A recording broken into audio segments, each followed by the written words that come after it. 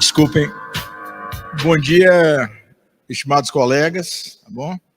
Então, nós vamos iniciar esse segundo momento aí da manhã, tá bom? Aqui do terceiro dia do ENEGEP, e a gente vai ter a satisfação e a honra de receber a professora Marli Monteiro, que vai falar aqui de Economia Circular e Engenharia de Produção. A professora Marli Monteiro dispensa apresentações, né?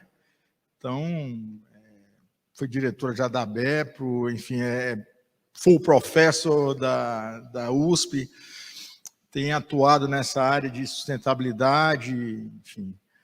E a gente vai ter esse prazer de tê-la aqui conosco, né? Está cedendo esse tempo dela aí, né? Então, vai ser bastante proveitoso. E eu passo a palavra agora para a Marli, tá bom? Marli, por favor. Bom dia, gente. Deixa eu subir aqui, baixinha, para ficar aqui no alto melhor.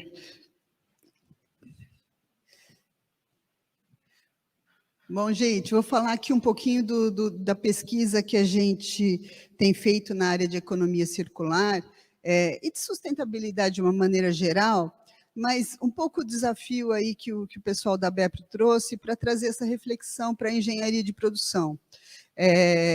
Eu vou também falar um pouquinho como a gente começou também a tratar essas questões dentro do curso nosso lá da Escola Politécnica, a trazer essas questões de sustentabilidade, né? E eu acho mesmo que a engenharia de produção tem um papel de protagonista nessa virada na transição, né? Tanto para a economia circular, mas de uma maneira geral para o desenvolvimento sustentável, até pelos tentáculos que a gente tem, né?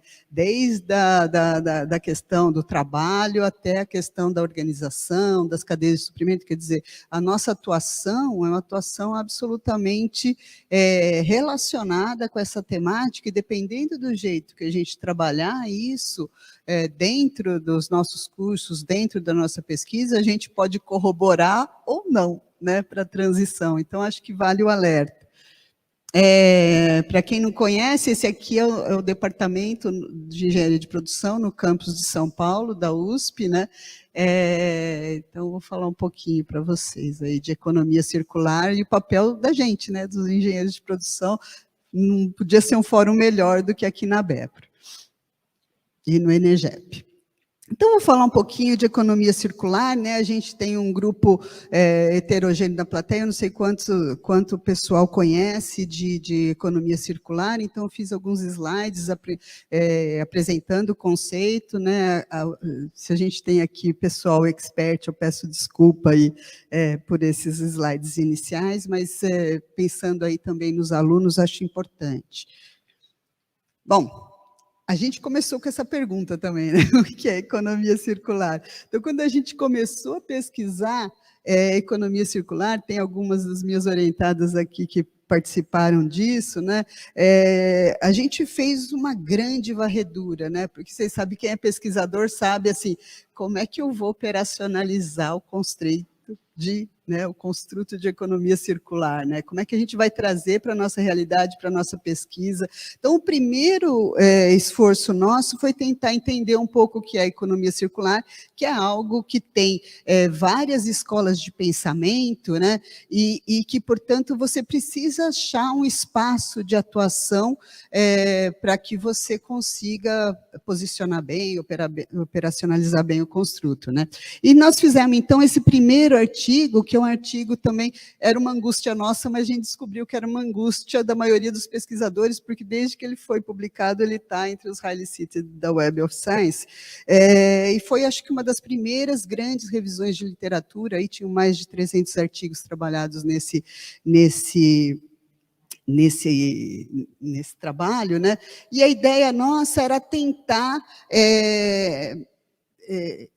compreender, né, como é que a pesquisa na área, né, hoje, se eu fosse fazer esse trabalho, tem mais de 5.000 trabalhos relevantes para fazer o mesmo survey, né? Ele foi publicado em 2018, a gente fez boa parte do trabalho de revisão em 2017, então, para vocês verem como o volume de produção nessa área cresceu demais, né, gente? E é uma das áreas que alguns países estão considerando como muito emergentes, tem muito fundo de apoio, né, à transição para uma economia mais circular. Então, o que a gente viu e o que eu queria destacar, né?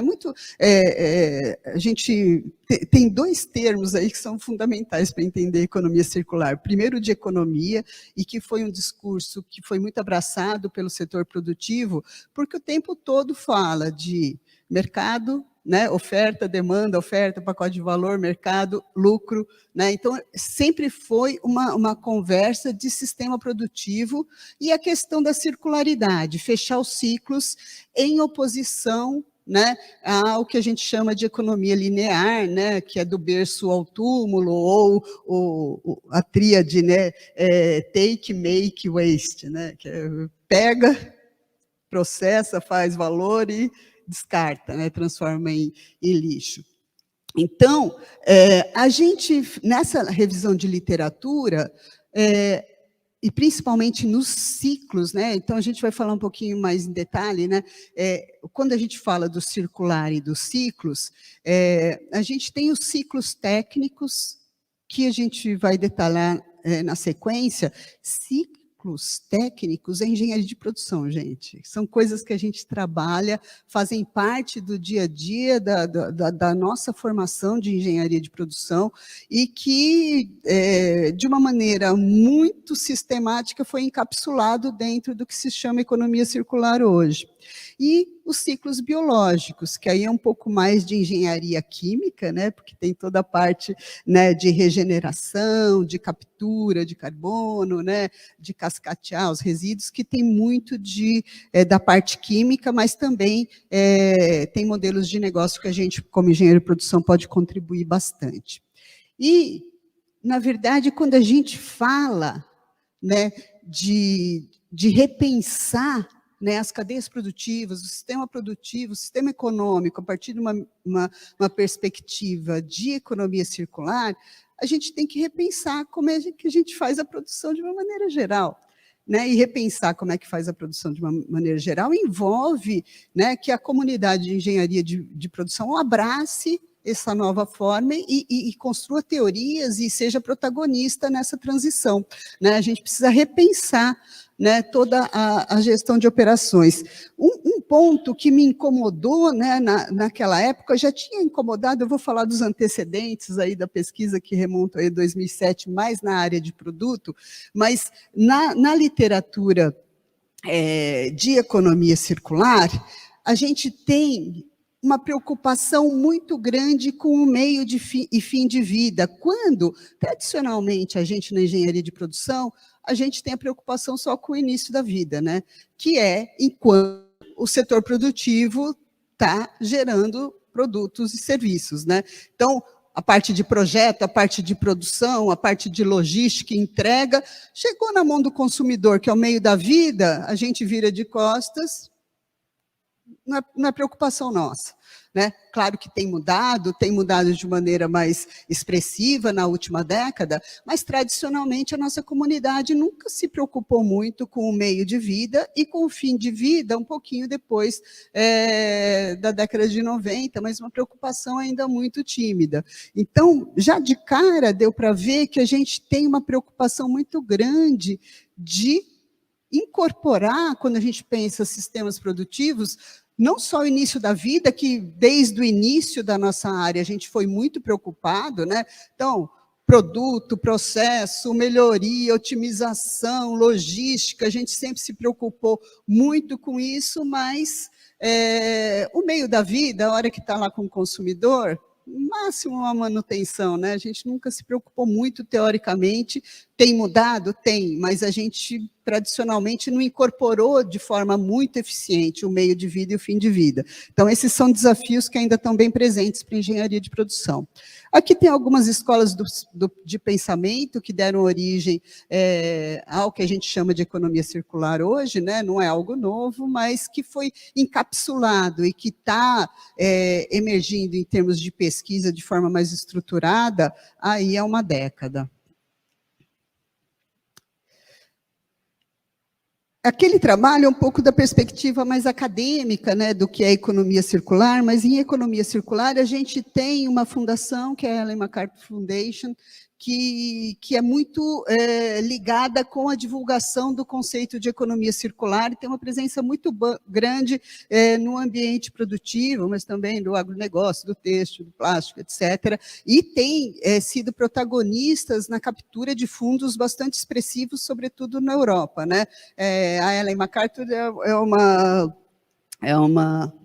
né, inglesa, e ela montou a fundação para divulgar o conceito. Então, a Inglaterra, em primeiro lugar, mas depois tem atuação em vários países. A USP, por exemplo, foi a primeira universidade do Hemisfério Sul a apoiar o conceito e trabalhar também junto com eles, né, em pesquisas da área. Então, eu vou passar alguns, porque mais ou menos quem é aluno aí vai conhecer um pouco de economia circular, muito na perspectiva da lente da Ellen MacArthur, porque é onde tem grande difusão no ambiente produtivo, né? Então, ele falou um pouquinho no ambiente acadêmico, vamos falar um pouquinho no ambiente produtivo, como é que chega a linguagem da economia circular. Então, a economia circular muita gente confunde a economia circular com modelos de negócio de fim de vida, né, de reciclagem. Mas a economia circular, na verdade, tem um protagonismo de projeto. É projetar para não gerar desperdício, para não gerar poluição e, se possível, ter um impacto positivo, capturar carbono, né? Então, a ideia é você projetar para. O que a gente vê muito exemplo na mídia, né, quando vocês veem reportagem, agora já tem bastante reportagem na mídia sobre o que é economia circular, geralmente é exemplo de fim de tubo. Por quê? Porque a gente vive numa economia linear. Então, mais de 90%, né, segundo o Circularity Gap, da economia mundial, é linear. Então, a gente tem uma montanha de waste, né, uma montanha de lixo, e por isso que os modelos de negócio circular mais difundidos são os que tentam aproveitar essa montanha de lixo que, diariamente, a economia linear, 90%. Então, quer dizer, dia a dia a gente está gerando uma montanha de lixo e, portanto, os modelos mais conhecidos são de resíduo. Mas, de novo, aqui na engenharia de produção, pensar, projetar para a circularidade é algo fundamental. A gente tem que redesenhar, né? E a gente, como pesquisador da área, tem que pensar como redesenhar. Então, tem desafios enormes, tá? Então, é projetar para não gerar resíduo e poluição. É claro que, se já tem o resíduo, como é que nós vamos reaproveitar ele, né? E mudar um pouco a lógica, né? A lógica do produto como um consumo rápido e obsolescência rápida, que a gente também ajudou a desenhar em projetos de produto, né? A economia circular, ela pede extensão do ciclo de vida de produto, né? Ela pede que o produto circule mais para a gente não precisar sobrecarregar muito com a retirada de recursos naturais, né? Quer sejam eles regeneráveis ou não, tá? Então, um pouquinho da definição que a gente vê forte aí no ambiente mais profissional de divulgação da economia circular. E a gente tem esses dois modelinhos que circulam bastante, né, para trabalhar o conceito de economia circular no ambiente produtivo, que um é o Resolve, né? A gente vai ver um pouquinho aqui em detalhe, e o outro é o diagrama, o Butterfly Diagram, que é o diagrama borboleta, que fala daqueles ciclos que eu comentei para vocês, né? Os ciclos técnicos e os ciclos biológicos, né? Eu confesso, né, até a Margarete está aqui, que até pouco tempo, né, a gente tem pesquisado aí uns 4 anos, né, Margarete, os ciclos biológicos, mas eu trabalhei no início da pesquisa só em ciclo técnico, por razões óbvias, né, gente? A gente sabe o que é pensar extensão de ciclo de vida, a gente sabe o que é pensar sistemas, produtos e serviços, a gente sabe o que é pensar em modelos de negócio de compartilhamento, a gente sabe reciclagem, logística reversa, são temas que, embora a Marli, como pesquisadora, não aborde todos, são temas naturais da engenharia de produção. Então, eu foquei, num primeiro momento, nos ciclos técnicos, né? E agora a gente tem avançado com bastante cautela nos ciclos biológicos, principalmente em modelos de negócio ligados à energia a partir de biomassa. A gente vai falar um pouquinho disso.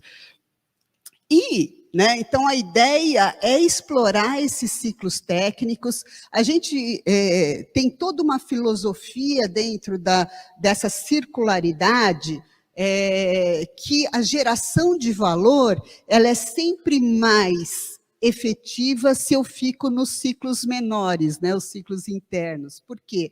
Porque eu não estou precisando de mais recurso. Então, a hora que eu estou trabalhando com a extensão do ciclo de vida de um produto, eu não estou usando mais recurso, né?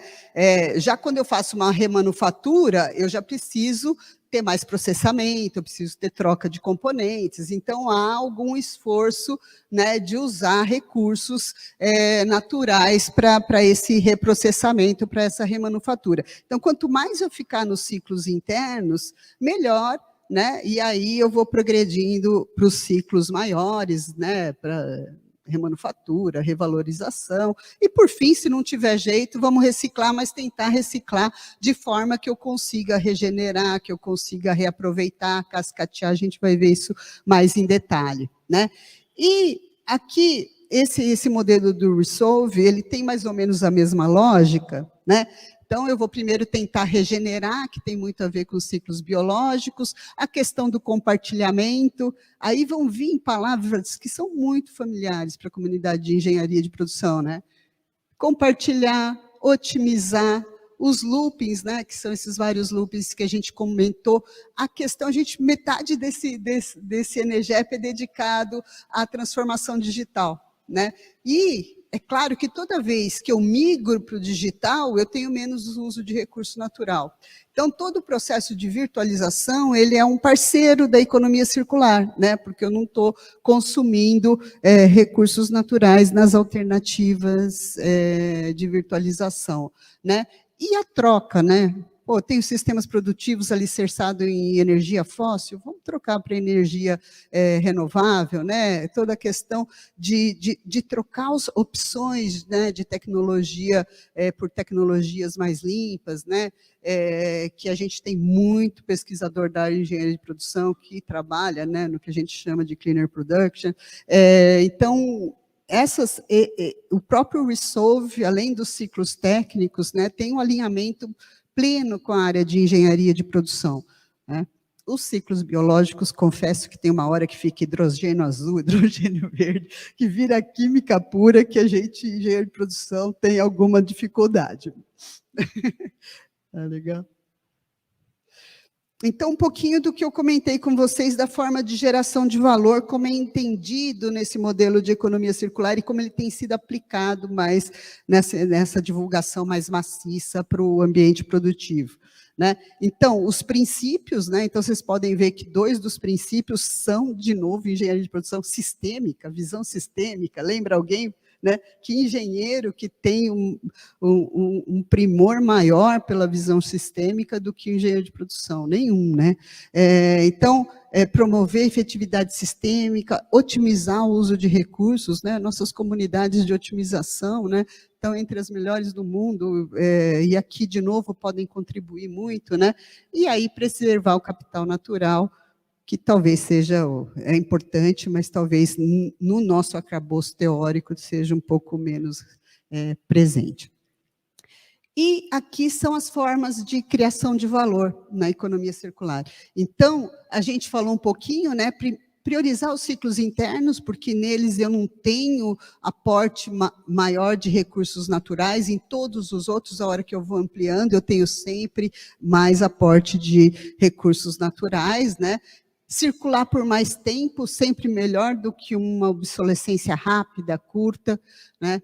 O uso em cascata, né? Então, aí muito forte o conceito de simbiose industrial, eventualmente o resíduo de uma indústria, né? Biomassa tipicamente, né? Resíduo sólido urbano, resíduo do agronegócio, resíduo da pecuária, podem ser usados e têm mais valor para a geração de energia do que eventualmente para a própria cadeia. Então, vamos explorar, né, essa simbiose possível entre diferentes setores, cascateando aí esse valor residual, né? E os insumos puros, né? Energia renovável muito melhor do que energia fóssil, tecnologias limpas, evitar toxicidade, né? O pessoal que trabalha com agronegócio, né? Então tem toda uma preocupação com a questão dos insumos puros.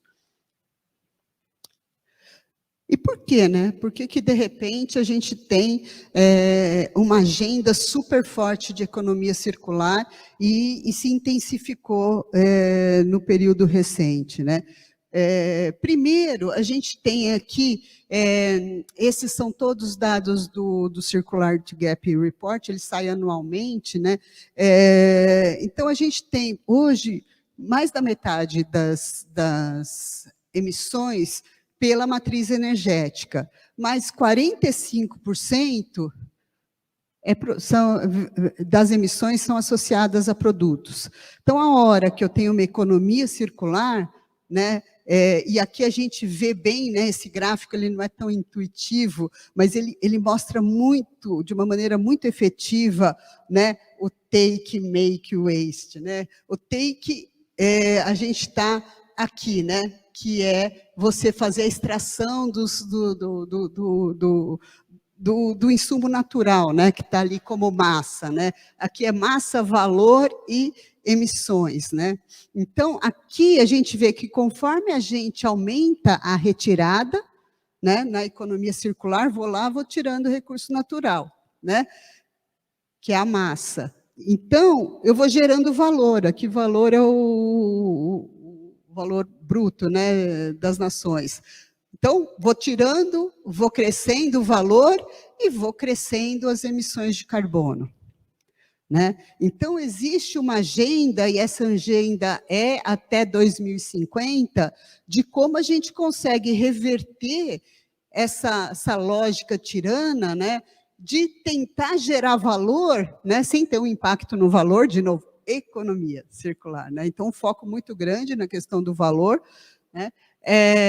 Sem tirar a geração de valor, mas conseguir gerar valor sem ter tanta extração, sem tanto take, né? sem tanto exaurir, né? E também sem emitir, eventualmente capturando carbono nesses processos produtivos. Né? Uma preocupação muito grande com a captura de carbono nos processos produtivos. Então, a ideia dessa transformação, dessa transição para a economia circular, é continuar gerando valor, mas sem retirada tão grande de recursos naturais e sem a emissão tão exagerada que a gente tem de gases de efeito estufa e, portanto, com implicações para a questão climática. Então, inverter, né, essas curvas são as curvas da economia linear, de novo, que é mais do que 90% da economia mundial hoje. Então, a gente tem essas curvas aqui, se elas continuarem, né, aquelas previsões mais catastróficas de mudança climática se configuram. Tá? E outra questão, né, que é algo que fica, que tem motivado, né, eu gosto, alguns que já trabalham na área devem conhecer essa analogia com relação à tabela periódica, em que se coloca, né, aqui nesse de cima, né, quanto tempo falta, né, claro que não dá para ler com precisão, mas quanto tempo falta para esgotar determinados recursos não renováveis. Então, esse azulzinho mais escuro é que o recurso acaba entre 1 e 50 anos. E aqui embaixo, a gente tem a taxa de reciclagem. Os azulzinhos mais escuros, que a gente recicla menos do que 1%. Menos que 1% de um recurso que não é renovável. Aí eu pego, né, os meus alunos falam, professor, por que você tem mania de dar o exemplo do galho? Né? Mas eu acho muito legal, porque é um elemento que a gente não tem muito, tem outros super importantes aí, por exemplo, a indústria de semicondutores, mas eu acho que esse elemento, ele tem uma atuação muito importante na indústria assim, de semicondutores, mas de toda a medicina diagnóstica, que é um setor que a gente está discutindo aqui no Enegep, vários trabalhos na fronteira, né, da questão da saúde, né, engenharia de produção, a questão da saúde, e a gente usa para uma série de exames de medicina diagnóstica, né? E esse item é um item, né, que a gente recicla menos que 1% e que a gente tem, dependendo do volume, a gente está usando cada vez mais ele, né? Cada vez a gente usa mais. Então, entre 1 e 50, talvez sejam 10 anos, depende do quando a gente usar ele, né? Ele vai acabar, e nós não reciclamos menos que 1%. Então, essa loucura, né, do take, make, waste é que fica muito pesada nesse sentido, né? Você pensar que 90% da racionalidade ainda é linear, é muito forte, né? Aí você vai falar, mas eu estou sabendo que na Holanda é melhor. Não, é melhor, mas é 24%, né? Menos de 1/4 da economia circular. É melhor que 8,6, que é o mundial? É melhor, mas é pouco, gente, é pouco. Então, isso mostra uma falta de visão. E aqui tem um outro balãozinho aqui que vocês podem ver. Se a gente pensar no celular que todo mundo tem na mão e que já provavelmente nem lembra quantos trocou na vida, 10, 12 celulares trocou na vida que viraram lixo, né? Eu tenho no celular, né, quase toda a tabela periódica. E eu não reciclo. Não reciclo a maioria dos elementos que estão ali. Começou a melhorar? Começou, Marli, começou, mas as taxas são baixíssimas, comparado com o resíduo eletrônico no formato de celular que a gente tem, né? Então, são esses desafios que a economia circular começa a colocar e que a gente aqui na engenharia de produção tem que ajudar a enfrentar.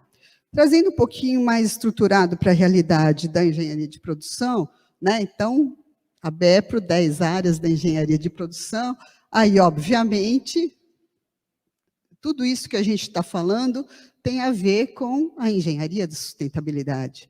É verdade? Só tem a ver com essa área? Não, gente, tem a ver com todas as áreas de engenharia de produção. Se a gente não pensar todas essas áreas aqui numa perspectiva de circularidade, Marli, pelo amor de Deus, pesquisa operacional, efeito chicote, efeito rebote, é tudo simulação, gente. É tudo estudo importantíssimo. Aliás, muitos modelos de economia circular, eles têm efeitos sistêmicos e alguns, depois de alguns anos, a gente viu que não foram tão bons, né? Então, tem muito que simular, né? Porque não são implicações óbvias, né? Então, logística, né? Claro, logística reversa, mas muitas outras questões, né, associadas à logística, economia circular, operações e produção, processos, toda a parte de engenharia da qualidade, né, otimização, aí tem já bastante literatura associando Lean com Green, e essa que associava Lean e Green, agora está associando também a economia circular, porque é claro, né, todos os processos de melhoria, geriza desperdício, inclusive os de qualidade, eles ajudam a otimizar e reduzir, portanto, perda, né? A parte de engenharia organizacional é um parágrafo à parte, né? Toda a forma de governança sendo mudada, toda a forma de organização das cadeias, ou será que são ecossistemas, a gente vai discutir um pouquinho, alterando, né? Engenharia econômica, a gente viu que enquanto a transição estava dependendo de regulação, a velocidade não é igual a quando chegam os fundos suportando atividades, né? Então, quando a gente fala, todo mundo está falando de ESG, fundo financiando, né? Então, você tem o poder motor do recurso aportado a fundos de ESG, aos principais rankings de ESG, e isso gera um movimento, né, da economia, né? lucro está na lógica da economia circular. Então, a hora que eu tenho toda a parte do sistema financeiro preocupado e aportando recursos para esse tipo de solução, eu gero um movimento, né? E a gente, o pessoal da área de economia e finanças, está, sim, muito antenado com essas questões. Engenharia do trabalho. Esse não tem nada a ver, né, gente? Gente, gig economy, o que é o trabalho hoje? Né? A comunidade de ergonomia, trabalho e organização está super preocupada com isso. Os modelos de sharing maravilhosos. Será para o trabalho? Uma discussão fundamental para a comunidade de engenharia de produção tentar entender isso. Né? E para a educação, estamos fazendo o que precisa? Estamos ensinando ou estamos fazendo aquele modelinho linear de cadeia produtiva e ensinando na aula da graduação? Estamos fazendo o que precisa, né? Então, eu acho que a gente tem um papel protagonista e todas essas áreas têm importância fundamental para a gente trabalhar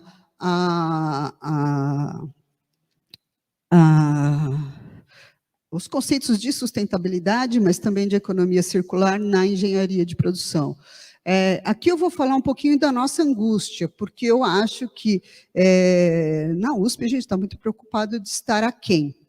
Né? Não sei se os outros cursos, mas venho muito preocupado, eu vou falar um pouco agora da trajetória de pesquisa do nosso grupo, mas também do que me levou da angústia e em que momento, que eu acho muito recente e que acabou transbordando, né, para outros colegas e que a gente está também de forma estruturada levando isso para frente, mas a gente tentar incorporar isso no que a gente ensina para o aluno.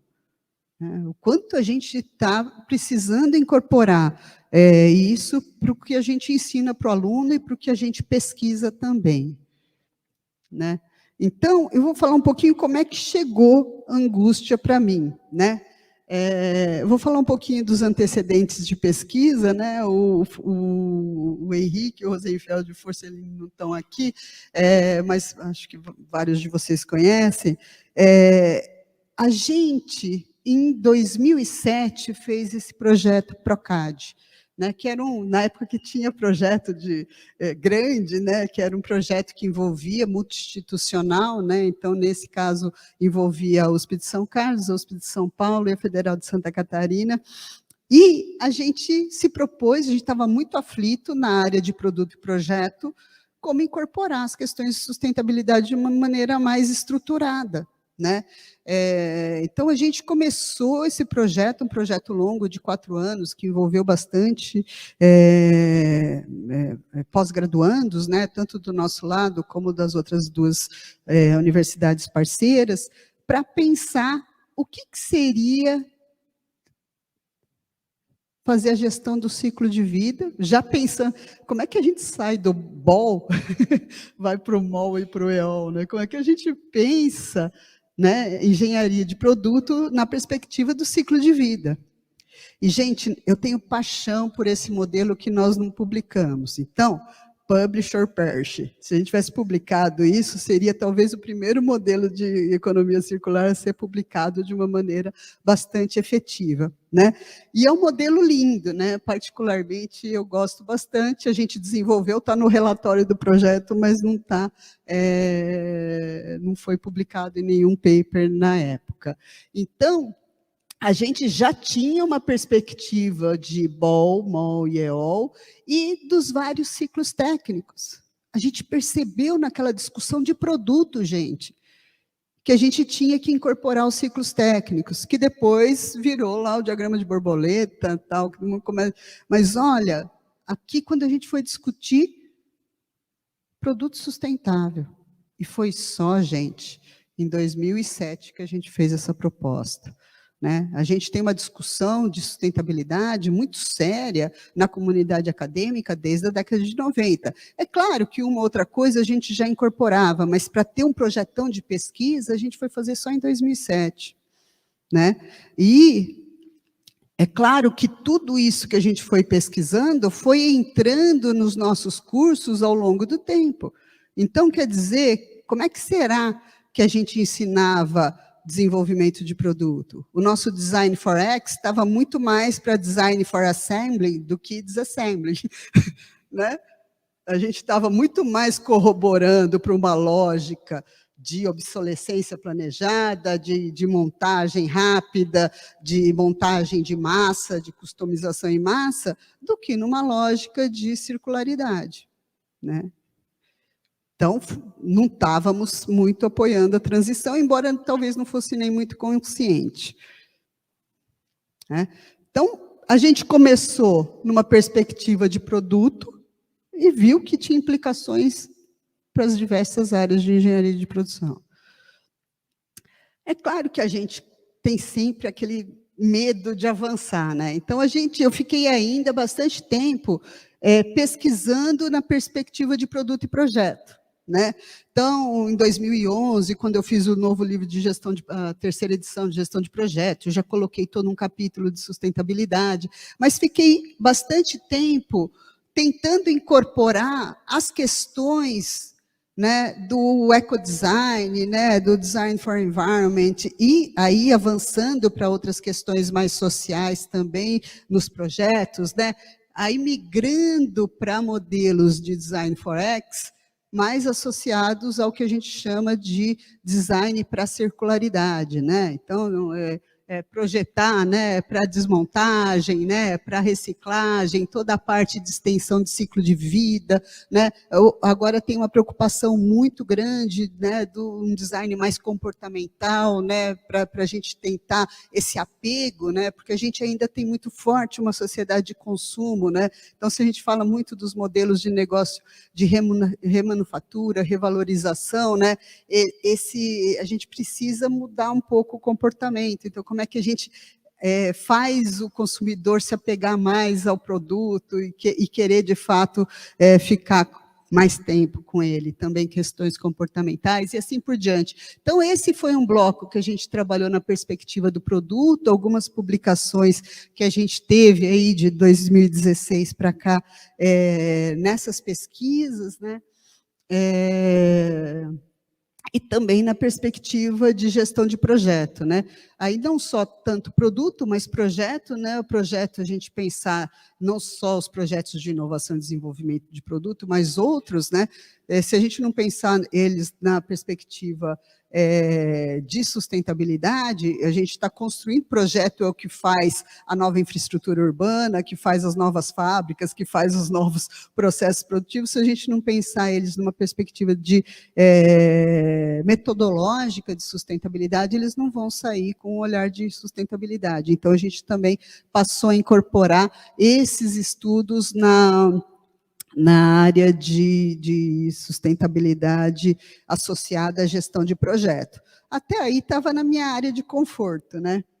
E aí começou, né, por conta dessa aproximação com a área de pesquisa em economia circular, uma demanda muito grande para sair da questão de produto, projeto, serviço e pensar modelo de negócio.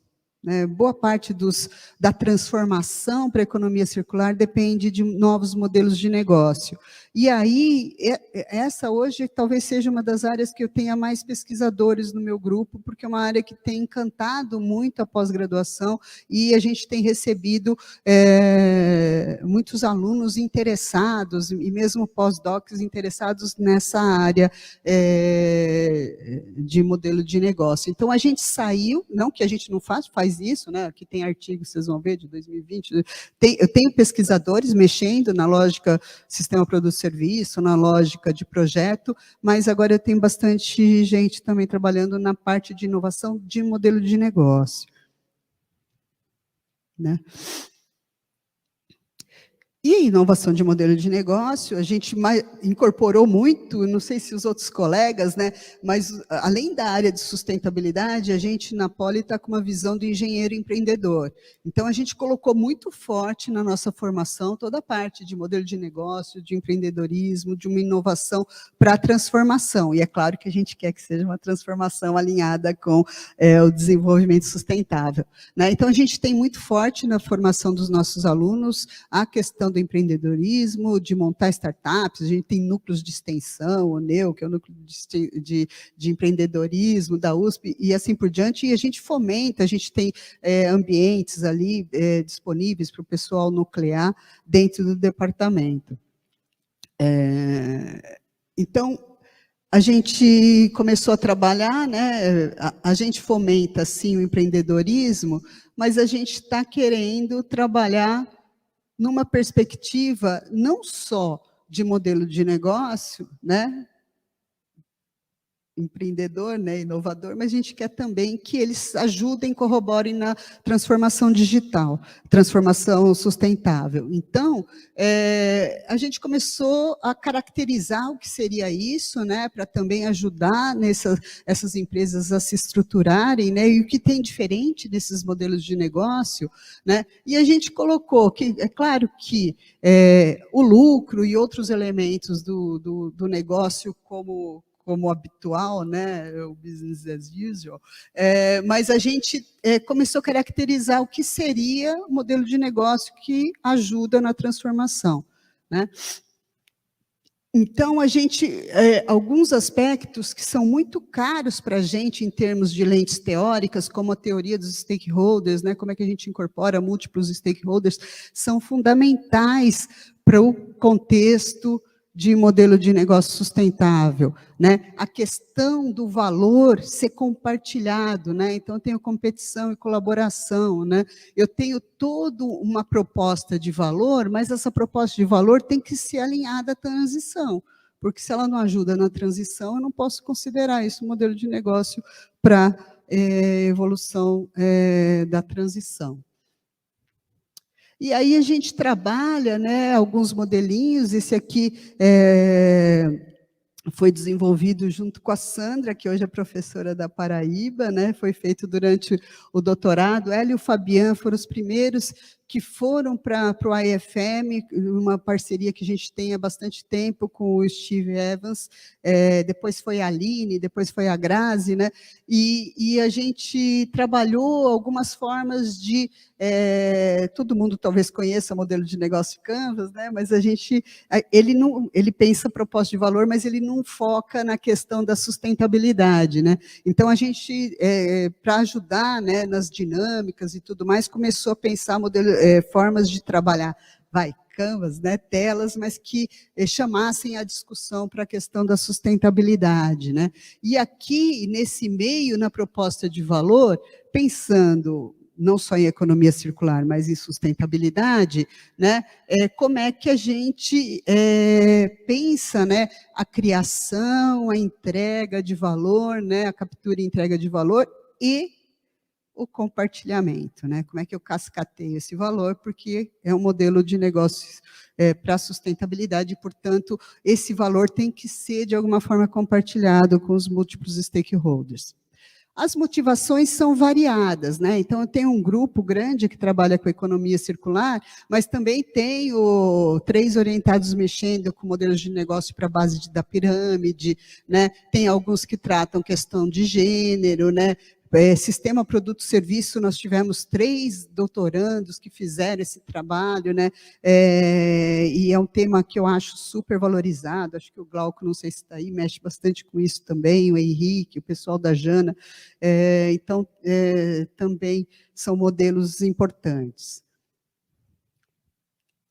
E aí eu comecei num processo de revisitar as áreas que eu atuava, né? Então, na área de estratégia, eu sempre mexi com os modelos os sistemas de performance, né? De avaliação de desempenho.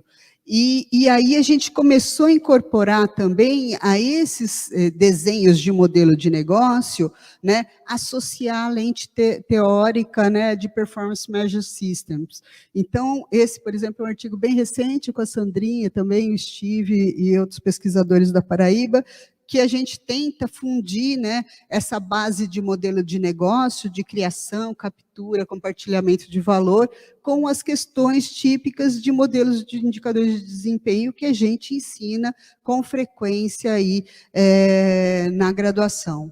Tá? Então, toda uma preocupação de alinhavar né, os novos modelos de negócio a uma perspectiva de desempenho alinhadas, né? Porque se eu não posso, se eu estou usando o modelo de negócio com uma outra lente, eu não posso avaliar o desempenho do mesmo jeito que eu sempre avaliei. Porque senão eu vou chegar, eventualmente, a conclusões que não estão... se eu estou olhando só uma dimensão de desempenho, eu provavelmente não vou conseguir seguir em frente com esse modelo de negócio, né? Então, eu preciso ter uma ótica de desempenho que seja plural, que seja múltiplos stakeholders e que seja também contemple outras formas de avaliar desempenho e valor. E a perspectiva de timing, né? O pessoal de fundos de ESG, eles falam, se eu estiver trabalhando na perspectiva de fundo de curto e médio prazo, eu nunca vou apoiar um projeto ESG. Porque nessa perspectiva ele não ganha. Então tem que ser investimentos de longo prazo, para que ele ganhe em termos de atratividade.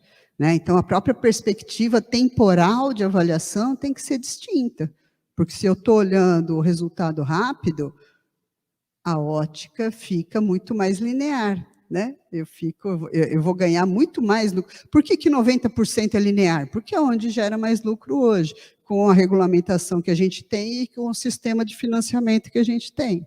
Por isso que se fala tanto de ESG hoje, se fala tanto de regulamentação, porque se ficar, principalmente no caso, lá fora avançou muito, mas no caso brasileiro, se ficar como está, gente, economia circular linear gera mais lucro, né? E é simples assim.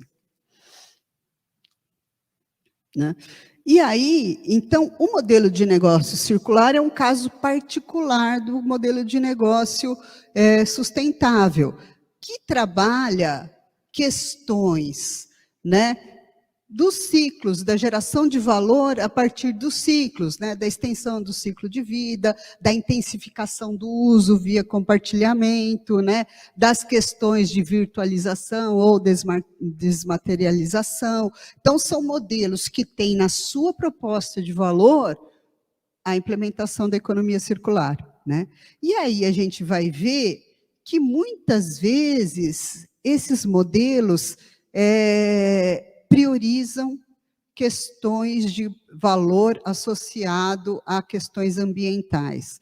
A questão social nos modelos de economia circular, embora a gente esteja pesquisando, inclusive, com projetos lá no departamento, modelos inclusivos de economia circular, a dimensão social está muito aquém na pesquisa da economia circular. Ela tipicamente prioriza como é que eu ganho, né, valor, como é que eu capturo lucro, com questões principalmente ambientais, tem sido o grande volume de publicação.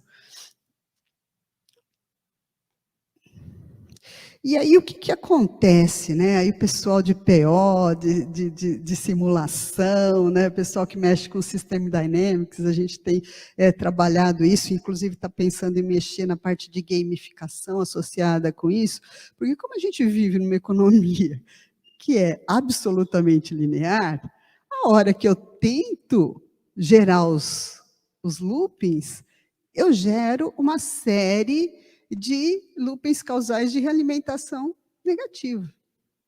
Primeiro, não tem uma cadeia reversa.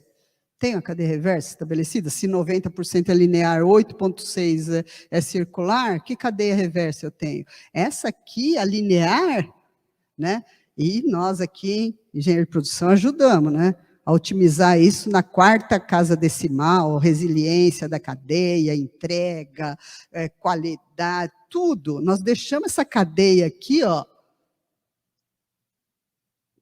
vai fluindo, né? Na 4ª casa decimal, fizemos pesquisa 50 anos, deixando isso aqui muito bom, muito bom. E aí, para ganhar com os fluxos reversos disso, difícil, né?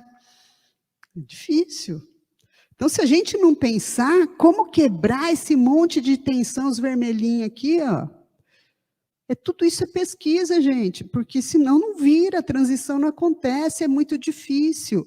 né? Você pega um grande player como a Syntronics, que é a linha reversa da Flex, simplesmente a Flex, né? A maior OEM que a gente tem aqui no Brasil estabelecida, né? Ele fala assim, cara, eu tenho bitributação de resíduo.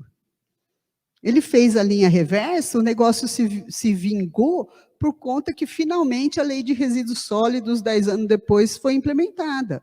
E aí eu tenho metas do setor e, portanto, dos parceiros dele, porque ele produz, né, para HP, produz para todo mundo. Esses parceiros têm meta, agora, de resíduo sólido, então vamos trabalhar junto na cadeia reversa desse player desse tamanho. Agora, imagina um modelo de negócio pequeno de uma startup, como é que fecha os ciclos?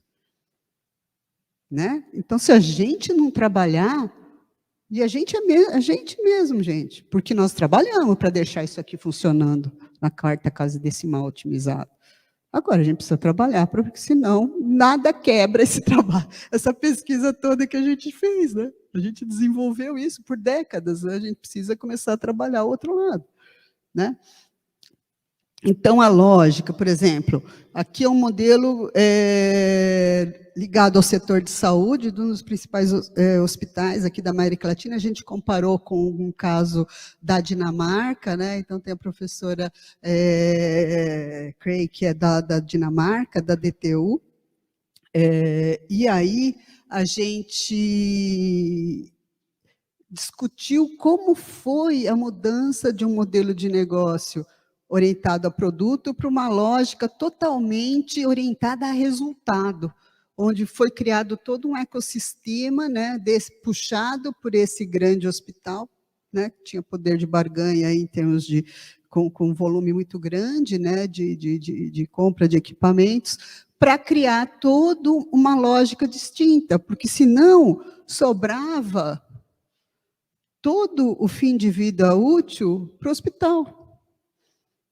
Né? Como é que eu reverto isso? Né? Como é que eu crio todo um ecossistema pensando no BOL, MOL e EOL, né? E aí, as estratégias de sistema produto-serviço, que vem crescentemente sendo tratada, a importância das disciplinas de serviços na nossa graduação, porque elas que trouxeram essa temática, né, da questão da posse do produto ou não, da questão do pacote de trabalho, produto-serviço, e que essa lógica produto-serviço, sim, tem ajudado muito a reverter, né, a lógica tradicional, e ajudando aí na circularidade.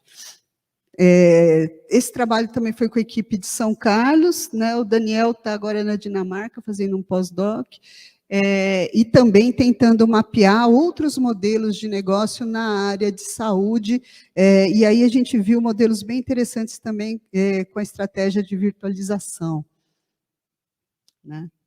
Aí, os trabalhos, né, tímidos ainda na área de modelos de negócio, priorizando os ciclos biológicos, né? Então, a gente começou para isso, né? Eu, engenheiro de produção, pedi socorro para uma pós-doc química, porque, de fato, a gente precisa entender, né, as formas de conversão, né, que viabilizem esses processos químicos associados aos ciclos biológicos. Né? Então, a gente começou a trabalhar modelos de negócio associados com resíduos, né, de biomassa para geração de energia, e a gente, os primeiros trabalhos foram aqui tendo como perspectiva o conceito de simbiose industrial e o conceito, né, produção e agronegócio, o conceito, a importância, né, e que a gente vai agora escalar para outros modelos de biomassa, o conceito de âncora. Né, porque uma questão grande, né, desses modelos de negócio de fim de ciclo, né, do resíduo, é a questão da sazonalidade. Então, como é que você tem que ter essa ancoragem para ter todo esse processo de disponibilidade? Qual que é o recurso que eu tenho abundante naquela região? Né? Como é que eu posso fazer a conversão?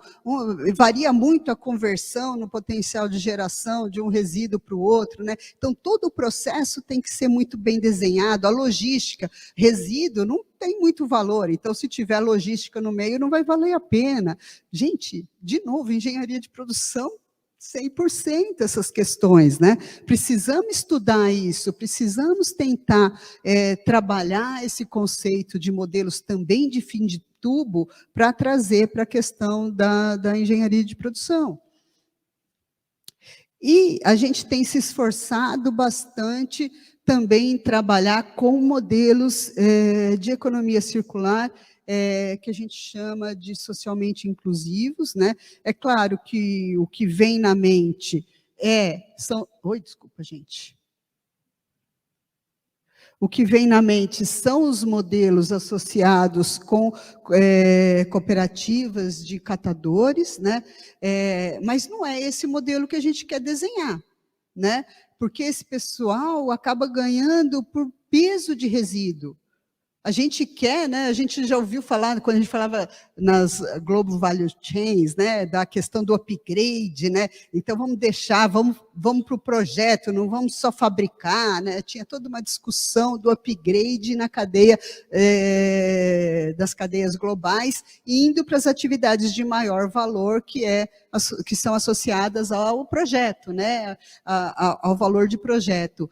E a nossa ideia aqui é promover o upgrade. Então, que essas comunidades, sim, né, trabalhar com as comunidades, mas tentar que elas sejam abraçadas também nas atividades de projeto com resíduo. E isso tem sido particularmente bem sucedido nas pesquisas nossas com o setor têxtil, né?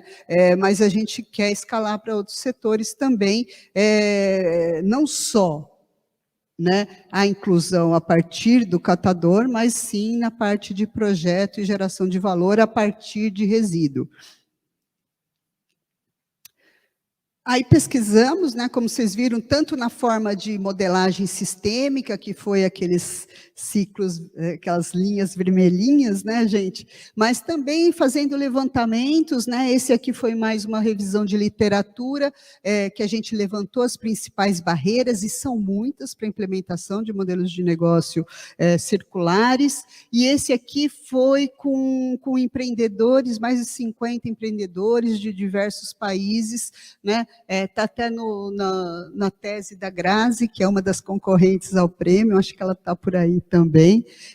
E a ideia aqui foi mapear, né, mas não só, poxa, tem barreira, né, mas esse trabalho a gente falou, não vamos só apontar barreira, né, vamos pegar as estratégias que as empresas usaram para vencer esses obstáculos, né? Porque barreira dá uma noção que não consigo superar, né? Então, a gente pegou os principais obstáculos que a gente achou junto com os entrevistados e mapeou as estratégias deles de transpor esses obstáculos. E nesse artigo tem fluxogramas de como foram as estratégias de superação dessas barreiras, né, que vocês podem ver de várias naturezas, né, organizacionais, tecnológicas e também questões do entorno. E, mexendo com o modelo de negócio, ficou claro que uma das principais questões era a questão das cadeias circulares, né? Poxa, a gente estuda tanto cadeia produtiva na engenharia de produção, vamos tentar entender o papel da literatura de cadeia produtiva para promover cadeias produtivas circulares. E nessa perspectiva, então, a gente começou a fazer um conjunto de pesquisas, né? Fez a meia-culpa, né? Que nós estamos aqui há mais de 200 anos, né, desde a Revolução Industrial, otimizando cadeias lineares, e a engenharia de produção, desde que existe, ali no meados da década de 60, colocando muito esforço de pesquisa e ensinando, né, os futuros gestores a otimizar essa cadeia, né? Então, que hoje representa mais de 90% da nossa realidade. Então, nós começamos aqui a trabalhar a perspectiva da cadeia, né? E aí, como tudo, pesquisador tem que estudar, né? Aí vamos ver como é que foi a transição dessa literatura, né? Porque circular é um termo que assumiu um protagonismo maior mais recentemente na academia, mas vocês vão lembrar ali, né, da questão do Green Supply Chain, teve também toda a parte do Sustainable Supply Chain. Vamos ver um pouquinho, tentar entender, né, ver se de fato a gente usar o termo circular para chamar as questões de circularidade é algo interessante. Então, primeira questão, eu fiz uma revisão de literatura para ver, né, os termos, né? Então, esse aqui é usando o termo Green Supply Chain. E aí a gente vê que a gente teve aqui picos, né, dessa literatura, aqui começou em 1997, mas teve picos aqui no início dos anos 2000, né, mas que hoje caiu um pouco, né, a literatura. Os 2 artigos com esse string de busca, né, de Green Supply Chain, são esses 2 trabalhos, né, que são os mais citados, muito citados os 2 trabalhos, né? E, nesses trabalhos, se discute muito, né, a questão da logística reversa, da perspectiva do ciclo de vida, de toda a questão da gestão dos resíduos aqui, né, aparece muito a questão da produção mais limpa, associada à temática do Green Supply Chain, e a questão, né, do poder de compra, né, das cadeias, movimentando a questão da dimensão ambiental da sustentabilidade nas cadeias produtivas. Né? Aí depois, então, a gente foi usar os termos de Sustainable Supply Chain, fizemos a pesquisa, né? Esses são os trabalhos mais citados, né? Com a string de Sustainable Supply Chain. E aí, o que essa literatura incorpora com relação a de Green Supply Chain, né? Incorpora a dimensão social, uma perspectiva do TBL, né? E os desafios da sobrevivência no longo prazo, mas ainda muito associado às temáticas do Green, né? Mas trazendo aí um pouco da perspectiva do TBL. E aí nós fomos, na época que a gente começou a pesquisar, praticamente não tinha trabalho que citasse o termo Circular Supply Chain, né? Então, a gente tem aqui, são trabalhos muito recentes, e, por sorte, nós acabamos sendo um dos trabalhos, né? Essa hoje é meu artigo mais citado, ele é de 2018 e tem mais de 300 citações, porque não se usava ainda o termo, né, de cadeias circulares. Então, a ideia aqui é priorizar as temáticas de como construir essa cadeia, né, promovendo os vários ciclos, né? A gente focou no nosso trabalho, esse trabalhando múltiplos estudos de caso, entender como os modelos de negócio articulavam a sua cadeia para conseguir entregar a proposta de valor circular que eles tinham, né? Então, a gente tem trabalhado nessa perspectiva, né? Aqui vale comentar que, mais recentemente, tem a literatura de Circular Supply Chain, tem tratado essa distinção, né, das closed loopings e open loopings, né? Por quê? Porque o que tem se observado, né, que muitos modelos circulares vêm de fora da cadeia linear. Não são os protagonistas, quem tem a governança na cadeia linear, que pensa os modelos circulares. São players de fora.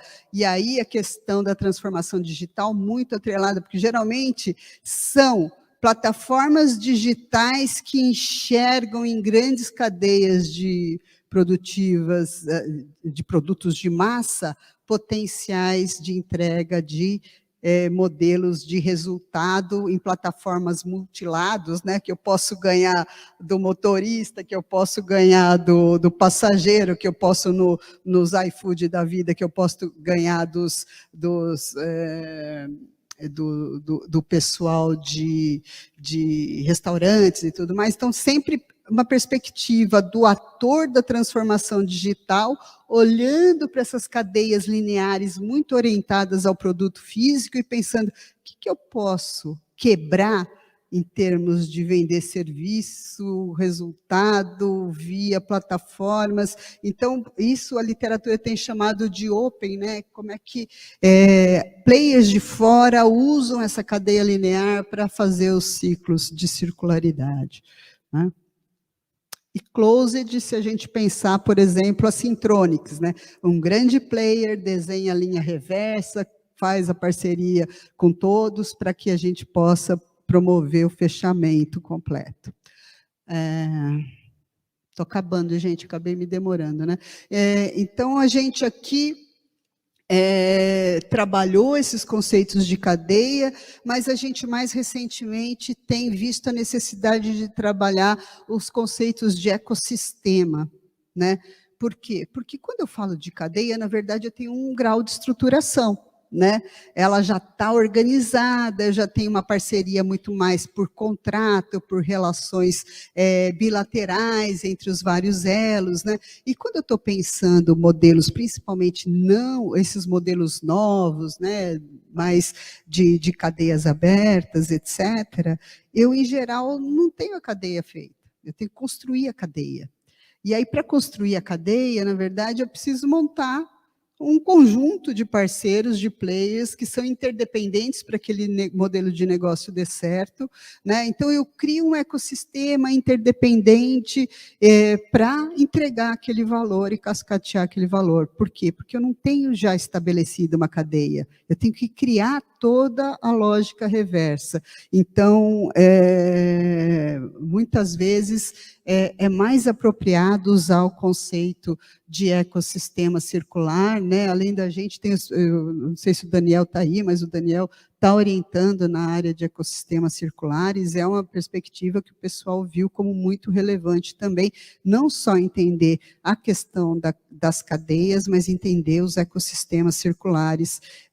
E como é um tema também que a gente tem conforto, porque a gente trabalha muito na área de produto com o conceito de ecossistemas de inovação, ecossistemas de negócio, então a gente consegue enxergar essa perspectiva teórica com alguma tranquilidade na engenharia de produção, né? Então, aqui um pouquinho mostrando a distribuição, né, de green, sustainable, e vocês veem como ainda é rarefeito, circular, né? Então, ainda tem bastante potencial de pesquisa, né?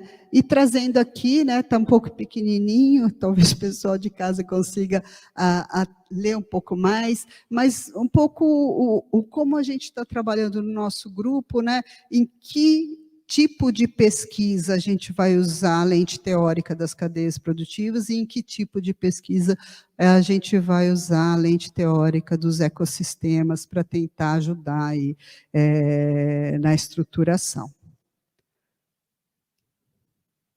E outro elemento que é fundamental na nossa pesquisa, né, de cadeias produtivas é a questão da governança, e a gente está estudando muito forte, né, a questão da governança para a promoção desses modelos para a sustentabilidade, né, o que a gente chama de governança corporativa. Ai, desculpa, gente. Né, de governança corporativa. Esse é um trabalho que a gente tem com um professor da Inglaterra, da Universidade de Portsmouth, que é o Diego Vasquez Brust, que ele é um pesquisador muito da área de responsabilidade social corporativa, que a gente trouxe, ele já veio para o nosso departamento 2 vezes, ficar, né, com apoio, inclusive, da FAPESP, para ajudar a gente também, porque cá entre nós, a parte social também era uma lacuna para a gente, né? E ter trazido ele foi importante para a gente melhorar aí nossa pesquisa nessa área com a incorporação das questões sociais, de inclusão social e tudo mais. E o elemento de governança é muito importante, né? Porque se a gente tiver os modelos de governança tradicionais que a gente conhece na teoria de cadeias produtivas, na teoria de cadeias globais, eles não funcionam bem. Então, como é que a gente também tem que estudar as teorias de governança e, por sorte, né, a gente se avançou nisso e cada vez é mais relevante também nas pesquisas ligadas a ESG. Bom, gente, então vamos para o fechamento, né? A ideia aqui, então, é falar, eu acho que a gente tem muito a fazer na engenharia de produção, não estou satisfeita como está na graduação, tem muita disciplina que ainda replica, sem questionar, né, falar de tudo que a gente, não vamos esquecer tudo que a gente fez, né, mas não haver um questionamento, não haver uma preocupação em mostrar outras lentes, é o que é uma preocupação, né?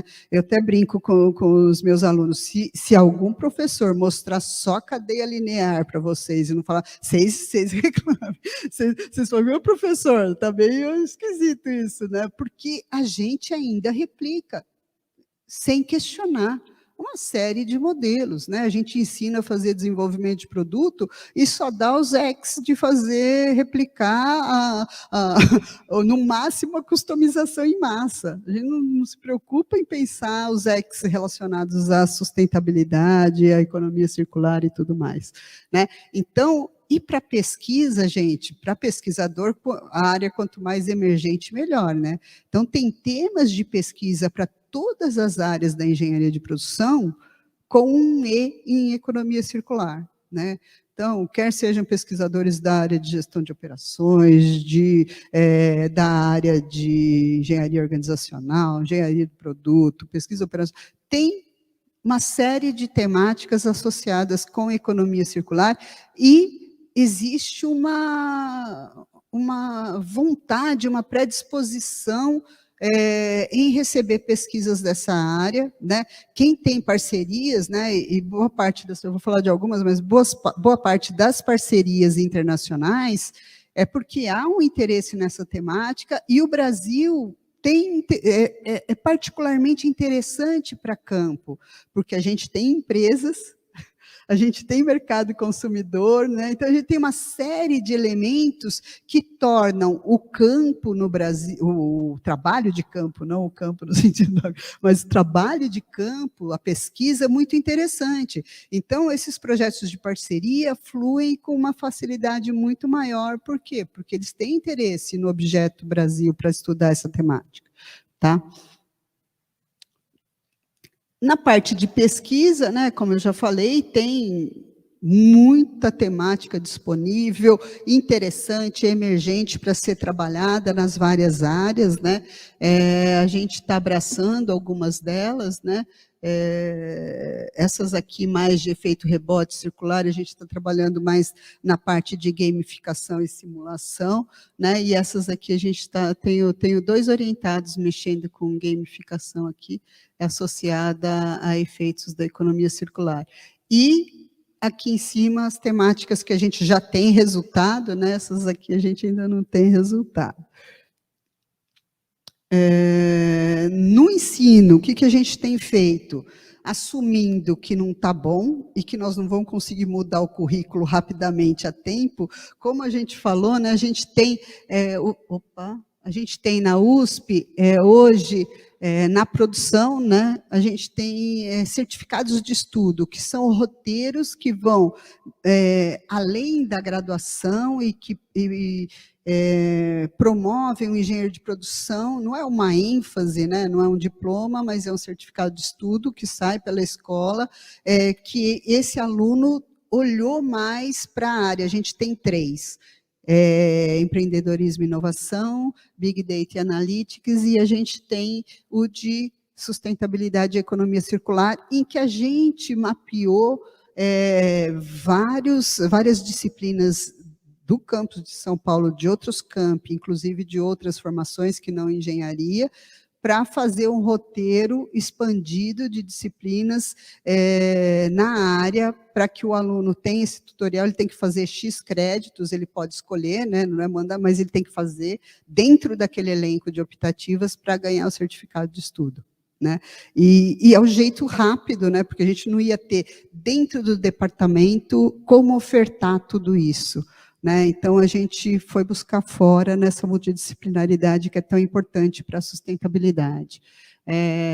A gente oferece, né, junto com o pessoal de São Carlos, o Aldo, a Jana, um curso que é PRG da Pró-Reitoria de Graduação. Então, esse curso é oferecido para todas as habilitações da USP, em todos os campi, é óbvio, é remota, de fundamentos de economia circular, né? E a gente tem optativas também na graduação da produção, né? E na pós-graduação a gente tem disciplinas, eu atuo também no programa da ADM, tem disciplinas de economia circular e sustentabilidade lá e no nosso, né? Aqui algumas disciplinas, né? E várias temáticas na pesquisa. E, por fim, na extensão, eu diria que a gente está um pouco atrasado na extensão, porque, na verdade, as empresas estão puxando de uma maneira bastante efetiva e a gente acho que precisa dar respostas rápidas para ajudar, né, nessa transição, né? A Margarete, a Aline, pesquisadoras do nosso grupo, atuam num projeto de extensão para apoiar essas normas que estão sendo feitas, né, apoiar o comitê de elaboração das normas de economia circular. A gente tem feito seminários junto com o CREA, né, e a gente tem usado os nossos projetos de pesquisa para nucleação, né? Então, a gente chama stakeholders, vários stakeholders, diferentes elos de um determinado setor, leva lá para o departamento para discutir como gerar, né, redes e modelos de negócio, traz geralmente pessoal de inclusão social dos vários setores para tentar ver como é que a gente consegue também trabalhar esses modelos, no sentido da universidade como indutor dos modelos.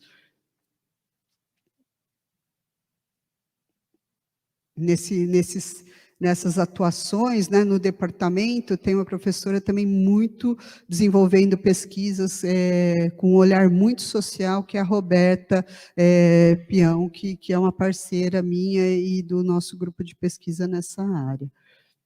Aqui algumas publicações que eu citei aqui hoje, alguns fundos, como o dinheiro está curto, né, a gente tem que agradecer sempre. Então, aqui foram projetos que a FAPESP suportou. A gente teve também alguns fundos internacionais, né, principalmente com a Inglaterra, né, o Research Links, e a UGPN, que é um fundo de universidades que a USP participa, e também a gente conseguiu recurso da UGPN, com a Universidade de Surrey, foi parceira.